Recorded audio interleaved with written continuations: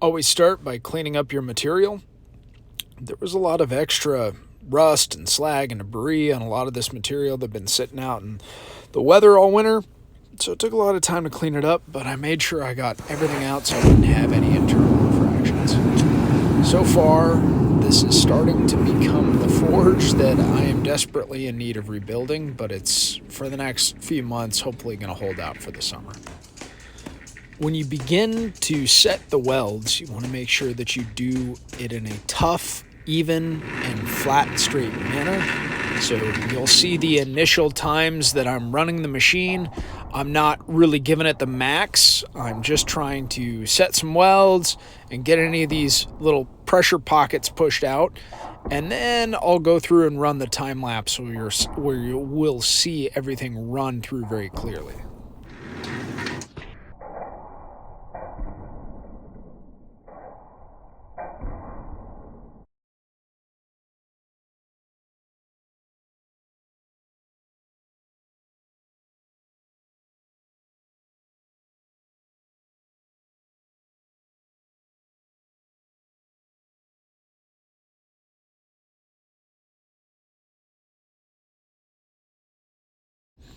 I do my best to make a lot of bandsaw cuts into the material to ensure that I don't have any internal fractures or cold shuts.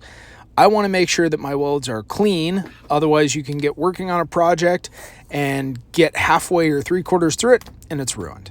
Measuring this out, it weighs 3 pounds 8 ounces, so 3.5 pounds. And I cut this thing in half. What is easy to find out too late into a project also is that you do not have enough material. And already you'll see by the end, I'm starting to almost run short. So even though I'm looking to have a 20-ounce hammer or less, I need to make sure I have enough material to cut and carve and get everything done exactly the way I want it.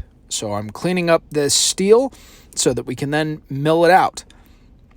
We got a new Grizzly tabletop mill, and we got it with the stand, but this is not your industrial strength. This is your mid-grade.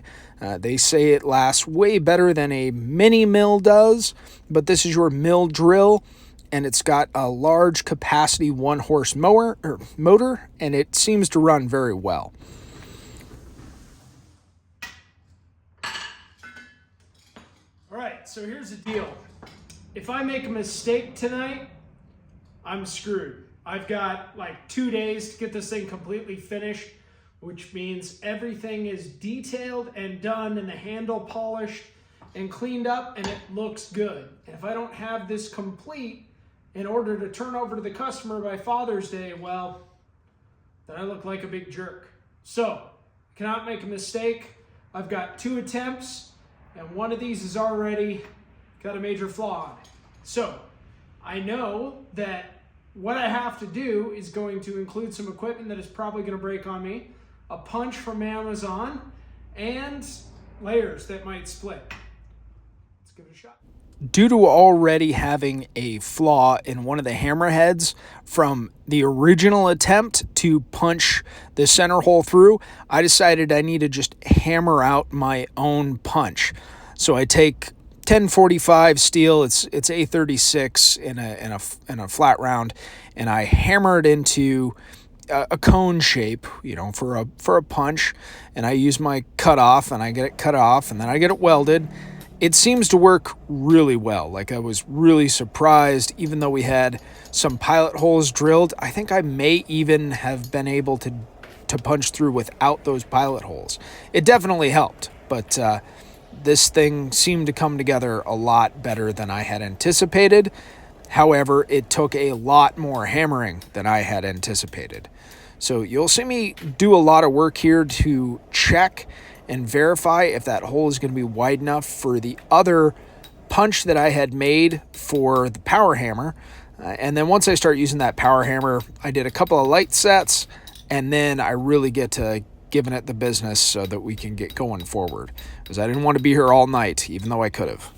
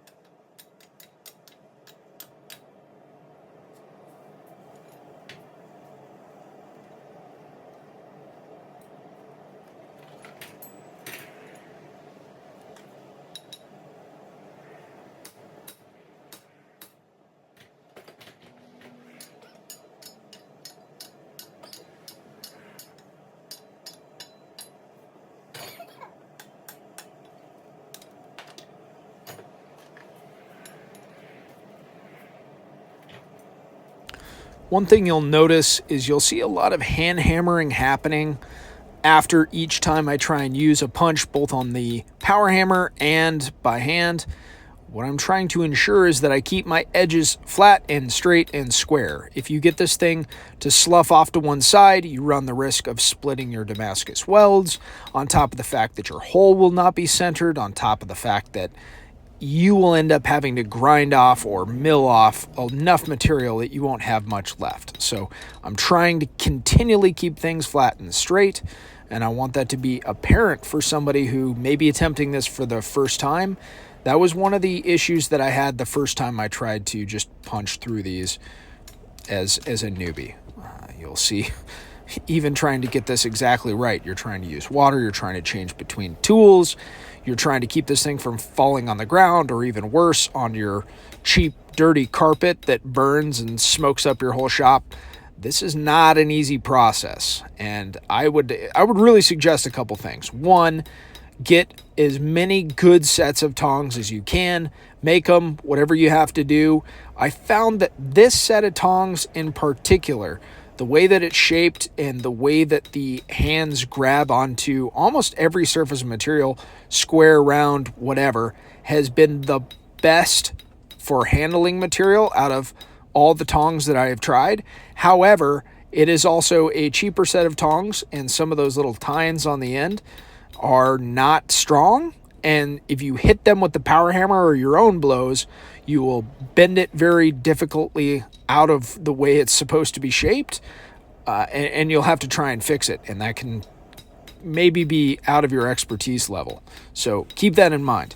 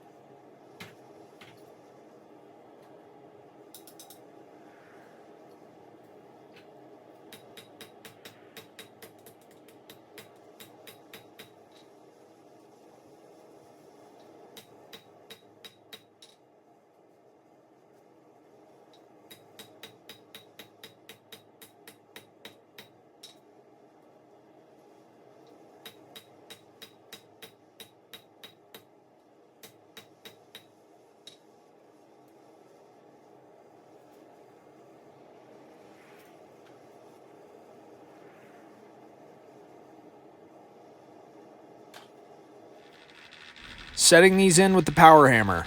You'll see this in the first hammerhead. It bent it out of the way, the wrong direction, towards the sidewall. Not exactly where I wanted it, but you push through. You go to the second hammer, you try again, and you see what happens, and you learn. And each time you understand you need to position yourself differently, position the hammer differently, where it fits on these. On my power hammer, I have rounding dies instead of flat dies, and it is a tough thing to manage. Now, should I get new dies? Yes, but this is a 1915 piece of equipment, and trying to work with some engineering buddies to help me get them cut.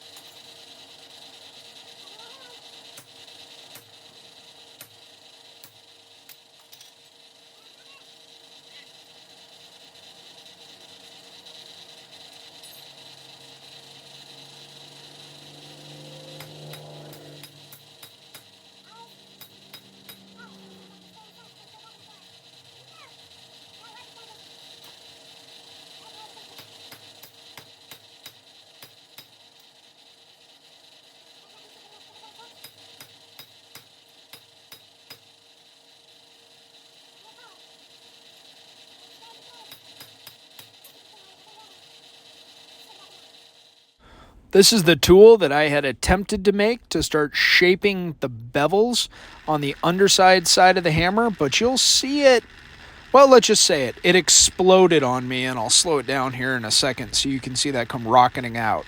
Just as a make sure that you guys wear your safety equipment as best you can.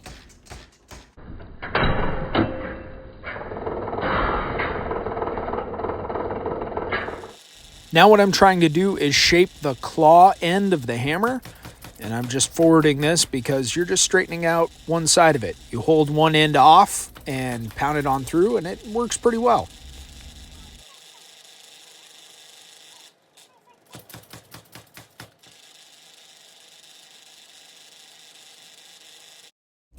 When it comes to internal flaws in steel, you need to do your diligence to try and get it out. Now, where I had attempted with the original punch and it was deep, I just couldn't get a grinder or a real good drill in there to try and cut out the carbon. So I hoped for the best, hammered it to where it was compressed a little bit, and then I ground out any cracks that I could find and I weld over the top of it. Now, if this was the piece that I was going to turn over to the customer, I would probably just scrap it. But since I'm making two, I'm testing this process. I'm accepting that I'm going to keep the weld, and then I'm basically just going to have a wall hanger as, hey, this is the first time that I tried to make a Damascus hammer.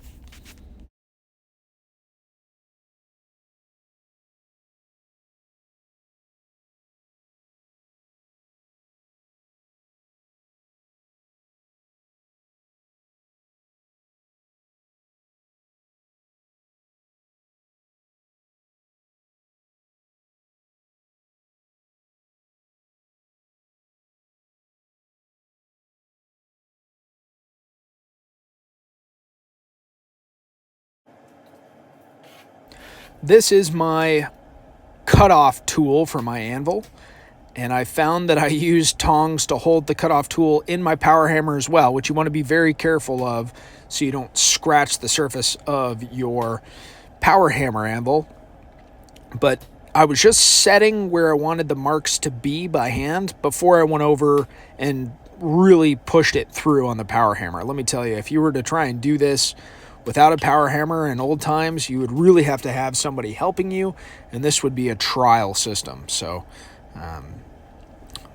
this worked out better than I had anticipated.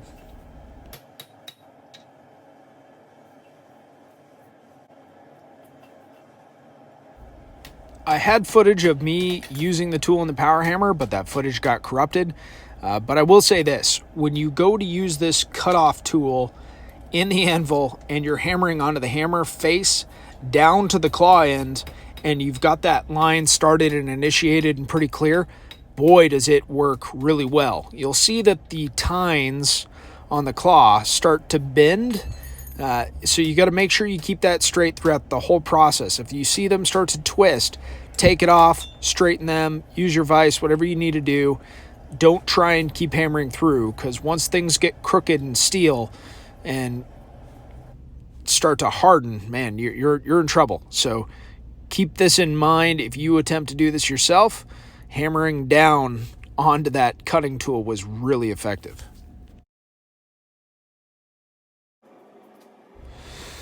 Now I'm going to take this over to my post vise, and I'm just going to put the bend in it before I do some thermocycling and the quench. And you guys will get to see how this all turns out when I run the next episode of The Forge. We'll see you then.